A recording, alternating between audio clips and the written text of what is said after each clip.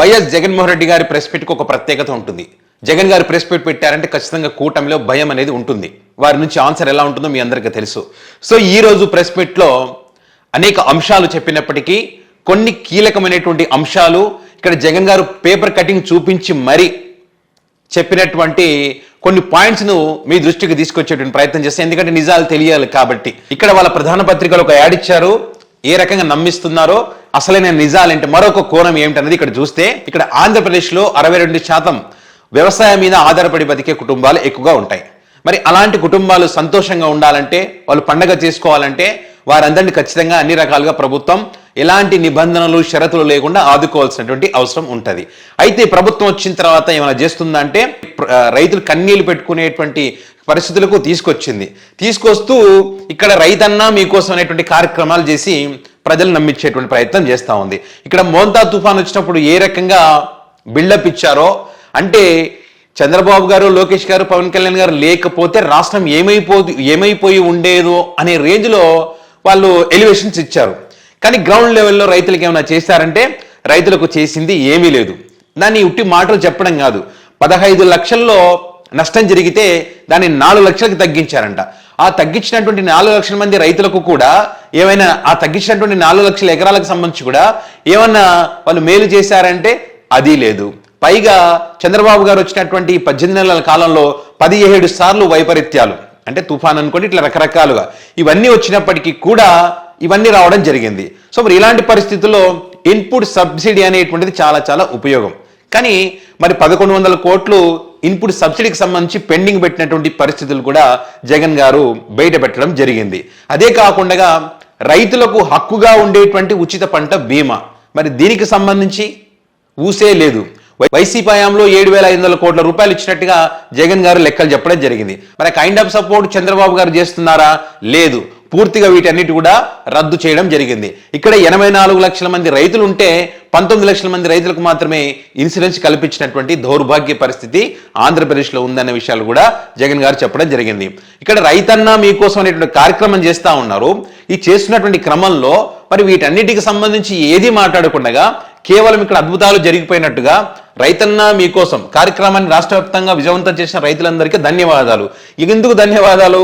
వాళ్ళకి ఏం చేశారని చెప్పి, అన్నదాత సుఖీభవ పిఎం కిసాన్ పథకం కింద ఇన్ని కోట్ల రూపాయలు ఇచ్చామని చెప్పి, 50% సబ్సిడీపై బిందు సేద్యం ద్వారా రైతులకు అండగా ఉన్నామని చెప్పి, ఇట్లా ఇవన్నీ ఎరువులు సబ్సిడీపై మేలైన విత్తనాలు ఎరువులు పంపిణీ చేశామని అన్ని అబద్ధాలే చెప్పేటువంటి ప్రయత్నం వాళ్ళ ప్రధాన పత్రికలు ఇచ్చినటువంటి యాడ్స్లో. ఎరువులకు సంబంధించి అందరూ చూశారు కదా ఏ రకమైనటువంటి దారుణ పరిస్థితి ఉందో. అదేవిధంగా కూన రవికుమార్ గారు కూడా నిన్నను మొన్న ఒక వీడియో పెద్ద ఎత్తున వైరల్ అయింది. అన్ని రైతులకు సంబంధించి ఎరువులు కానీ డిఏపి కానీ ఇవన్నీ ఎక్కడ కూడా అందలేదు, ఇవన్నీ అబద్ధాలని చెప్పి వాళ్ళ ఎమ్మెల్యేనే ఒప్పుకున్నటువంటి పరిస్థితులు మనం చూస్తూ ఉన్నాం. మరి దీనికి తోడు ఇక్కడ కానీ కందులు కానీ, చీని కానీ, మామిడి కానీ, అరటి కానీ, ఉల్లి కానీ, ఇట్లా అన్ని, టమాటా కానీ, ఇట్లా అన్ని రకాల పంటలకు మద్దతు ధర లేకపోవడం అనేది మనం చూస్తూ ఉన్నాం. మోంతా తుఫాన్ ఎఫెక్ట్ కారణంగా ఆ రకంగా నష్టపోతే ద్విత్వా తుఫాన్ అనేటువంటిది మళ్ళీ రైతుల మీద దాడి చేసినటువంటి పరిస్థితి. సో ఇక్కడ ఏంటి, ఈ తుఫాన్లు వస్తున్నాయి అనగానే ముందు వాటికి సంబంధించి, అంటే వర్షాలు వస్తాయి, ఇబ్బందులు వస్తాయని తెలిసినప్పుడు ఆ పంటను ముందుగానే కొనుగోలు చేయాలి, వాళ్ళకు మద్దతు ధర అనేటువంటిది ఇవ్వాలి, అన్ని రకాలుగా ఆదుకోవాలి. కానీ లేదు. జగన్ గారి హయాంలో వాళ్ళు చేసినటువంటి అంశాలకు సంబంధించి ఇలాంటి పరిస్థితులు వచ్చినప్పుడు గన్ని బ్యాగ్స్ కానీ, లారీలు రంగంలోకి దింపడం కానీ, ఆర్బికల్ యాక్టివేట్ కావడం కానీ, పంట కొనుగోలుకు సంబంధించి వర్షం రాకముందే మరి పంటలు కొనుగోలు చేపట్టడం కానీ, ఇలాంటి కార్యక్రమాలన్నీ చేయడం. ముఖ్యంగా కీలకమైనటువంటి పాయింట్స్ ఏంటంటే ఇక్కడ అరటికి సంబంధించి ఇప్పుడు అరటి ఎంత నష్టపోతా ఉందో, రైతులు ఎంత ఇబ్బంది పడతా ఉన్నారో మనం చూసాం. అంటే అరటి రేటు దారుణంగా పడిపోయింది.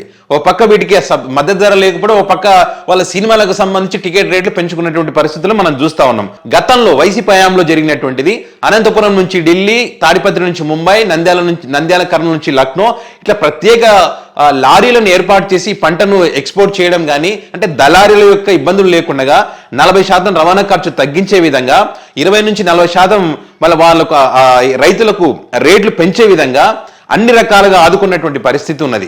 అంటే 2019కి ముందు 20,000 టన్నులకు మాత్రమే ఉంటే వీళ్ళ అధికారులకు వచ్చిన తర్వాత 3 లక్షల టన్నులకు అరటి ఎగుమతి పెరిగినటువంటి పరిస్థితి. అంటే ఎవరు రైతులకు మేలు చేస్తారనేది ఇక్కడ మనం అర్థం చేసుకోవచ్చు. అదే కాకుండా పులివెందులలో 600 టన్నులకు సంబంధించిన కోల్డ్ స్టోరేజ్ కూడా ఉపయోగం లేదు, మూతపడినటువంటి పరిస్థితి. వైసీపీ హయాంలో అది వాళ్ళు ఏర్పాటు చేయడం జరిగింది.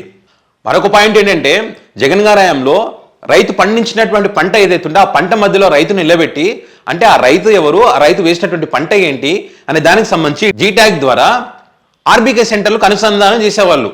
సో అట్లా చేసినప్పుడు ఆ రైతు యొక్క పంట కనుక నష్టపోయి ఉంటే వెంటనే ఆ రైతును ఆదుకోవడానికి అవకాశం ఉండేది. అంటే ఆర్బీకే సెంటర్లు అంత అద్భుతంగా పనిచేసాయి. అలాంటి వాటిని కూడా నిర్వీర్యం చేసినటువంటి పరిస్థితి. అంటే ఏ రకంగా కూడా రైతులను ఆదుకునేటువంటి పరిస్థితి లేదు. అంటే వీళ్ళు ఎన్నికల ముందు ఇచ్చినటువంటి హామీలు కూడా, ఇప్పుడు అన్నదాత సుఖీభవ అనుకోండి, ఇప్పుడు మనం ప్రస్తావించినటువంటి అంశాలను ఏది కూడా మరి ఇక్కడ వీరికి ఇచ్చినటువంటి పరిస్థితి లేదు. అంటే ఇక్కడ కూటమి మోసం చేసింది. చంద్రబాబు గారు ముఖ్యమంత్రిగా ఉండి 420 లాగా చీటింగ్ చేశారు కాబట్టి వీళ్ళ మీద ఎందుకు కేసు పెట్టకూడదు, వీళ్ళు తప్పు చేశారు కదా, అదే వేరే వాళ్ళు తప్పు చేస్తే ఊరికే ఉంటారా, అసలు సీఎంగా ప్రజలు ఎన్నుకున్నది ఎందుకు, నిద్రపోతున్నారా, గాడిదలు కాస్తున్నారా అనేటువంటి విషయాలను జగన్ గారు ఇక్కడ కీలకంగా ప్రస్తావించడం జరిగింది. సో ఇది రైతులకు సంబంధించి జగన్ గారు ప్రస్తావించినటువంటి అంశాలు.